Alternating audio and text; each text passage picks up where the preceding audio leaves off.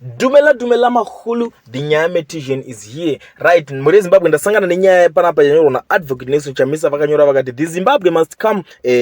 This was at Doroi camp in Mozambique before 1980 independence. The young people had so much hope in the future. This hope has not materialized. Things went wrong 44 years later. Even the young people of today still have this hope. Zimbabwe will not die because the young people will save it. It's a generational call. Are you in? Vari kunyora nyaya vakaisa video revana vaita zvavaita kuMozambique. Video racho hatikwanisi kunge tichiri play panapa. Muri kungoziva nyaya iri kunetsa vanhu vakuwanda iko zvino I'm sure madzidza zvakawanda nenyaya yemacopyright, nyaya yemachinji. So kungoplaya kavideo kemunhu chete unongotongori parisk panguva zhinji. So ndozvetinotangavoida kuti tingoita panapa. So panapa muri Zimbabwe advocate vataura mashoko aya. Mashoko aratidza kuti munhu ane uchenjeri kana kuti ane shuviro neshungu nehope yekuti zvinhu zvinge zvichinaka munyika inei yeZimbabwe. Kuti vechidiki kava vakamirirawo vakangoenda kuState House chete vakangopinda mabasa. Ndozvimwe zvezvinhu zvavari kuedza kureva panapa kuti vechidiki vakangopinda mupower chaizvo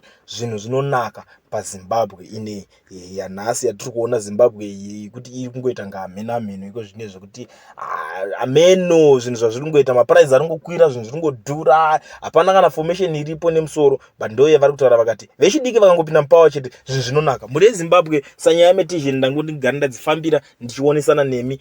Kana uchingotonga kusvika panapa first time yako kusubscribe mahara.